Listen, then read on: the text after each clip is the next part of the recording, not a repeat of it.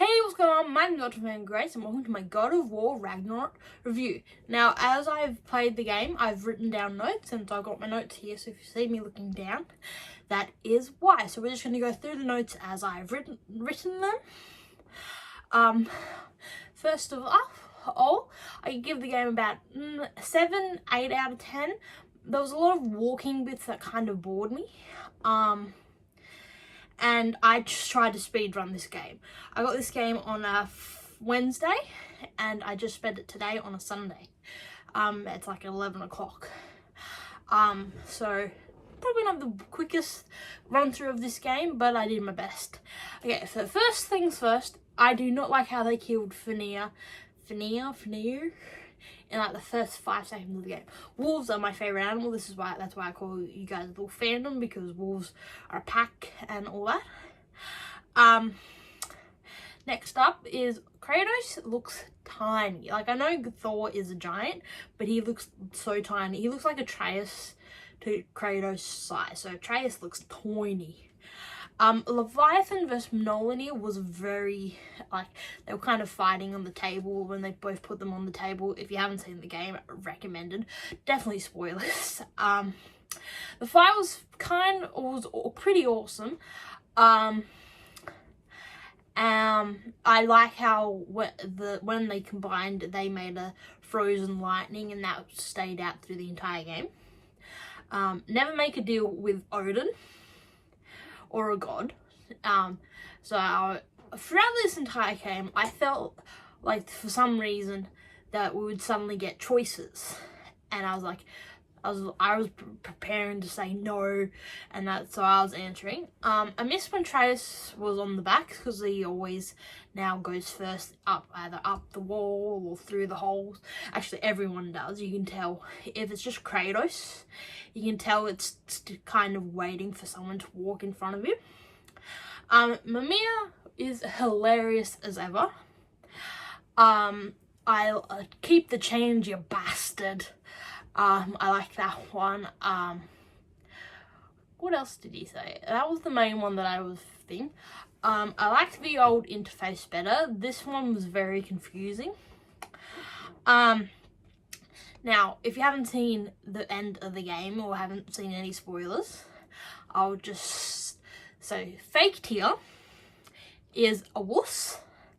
I know you can see in the after the end game, if there's a mission in Asgard, I think, where you can find the real Tyr, with Freya, but I haven't done that. All I have done is, throughout this entire game, I've only done one side mission, which was the mines. I sped run the game, and I did the funeral for Brock. Spoilers. Few things about Sindri. I love how he always opens doors with his butt. He kind of runs like Jack Sparrow. I loved it when he swore the first time, and then in the end, when he said F you, basically F you to Atreus. I did like that. I did kind of like when you were a boy, like the kind of build up was like cool that you're a boy, but I personally didn't really like it. I preferred, even when I was as Atreus, to just hit people with the bow itself instead of using the arrows, because the arrows were kind of weak. I wish we had more types in the runic and the Sonic, like we did in the other game where we had 3. I think we had 3. It was the yellow, the blue, and another one. I can't remember what the other one is. Atreus and Sindri friendship was an unexpected surprise. I love how he called Atreus Trey or Loki for the entire game. I just kept calling it Atreus Trey. That's his name as far as I'm concerned. One of the biggest things that I'm like, quality of life, I guess, is whenever there was a chain in the previous game, when you would kick it down, you would automatically go down. In this game, they fixed that. Loki makes an cute wolf. Sometimes he looks like a fox. For one of the times he turns into a wolf, I thought he was a fox for a second when they were doing the fox race.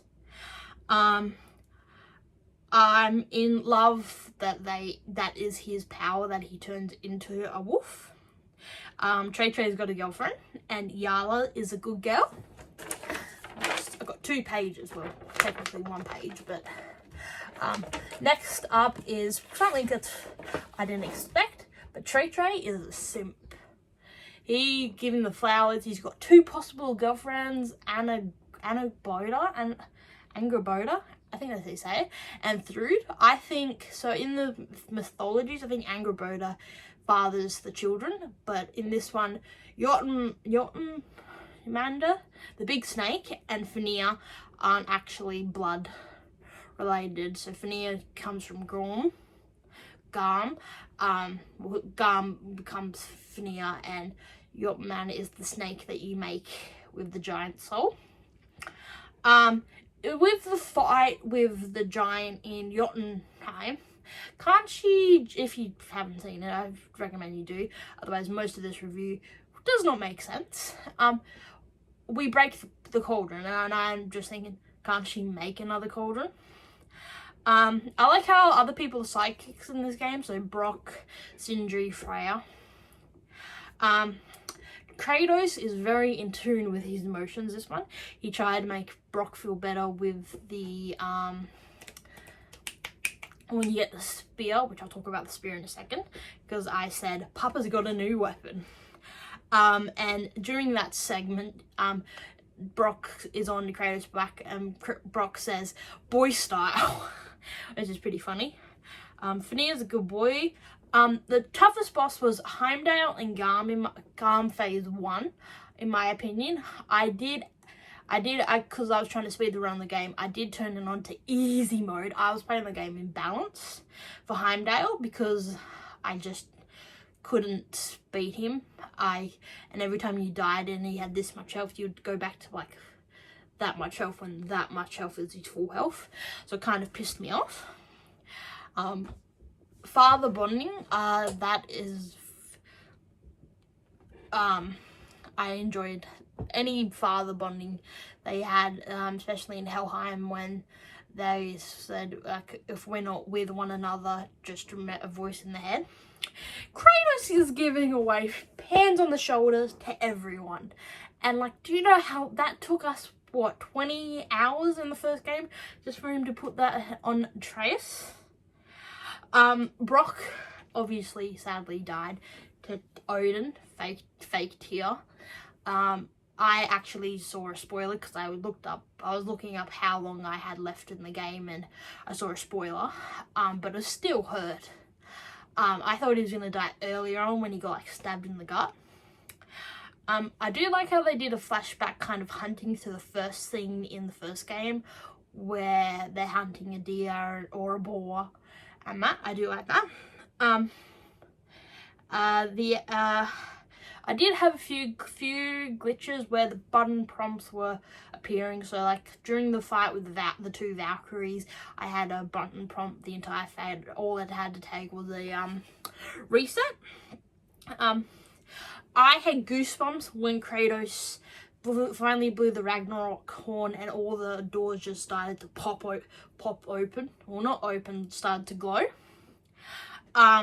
Sindri's really mad at us. Like, he is so mad. Like, we're family and he's just so mad. Like, understandable. When finally, with the fight with, I felt like the fight with Odin could have been better. I did like the fight with Balder, a bit more than Odin. I just wish it was like more like 1-2, 1-2. Then the final like 5 to 10 seconds when they like use Atreus and Freya, it's pretty cool, but I wish there was more. Yeah, to Sindri smashing Odin. That is what we want. That's what I wanted. I just wanted Odin dead. I wanted Heimdall dead. That's why I was expecting options. Kratos seeing the shrine that Atreus doesn't see, and seeing that he actually his future is he's gonna get worshipped for being a good god, and instead of being the god of war, and where everyone's fearful of you. I do like that when he like started to choke up and that, which is throughout this game I felt like he was gonna cry, like the emotions, I could feel the emotions, and then so I finished the game, and then I had to do the funeral for this review. I haven't done anything else really, so I did the funeral just like 10 minutes ago, and it's weird seeing Sindri dirty. He's still got Brock's blood on him, he's got mud on him, he is just damn right furious, and yeah, it's very weird. If there's another game, I hope they reconsider. I think there is going to be another game, I just don't think it's going to be Norse mythology. I hope they rekindle. I hope we see Atreus again. I think Atreus should have been at the funeral, and then he should have left. But yeah, that is my God of War Ragnarok review. I give it an 8 out of 10, 7 or 8 out of 10. And my name is Grace. You guys do fit, leave a like, comment, subscribe, because my new is every Monday, kind of. Had a little break last week, and I'll see y'all next time. Bye!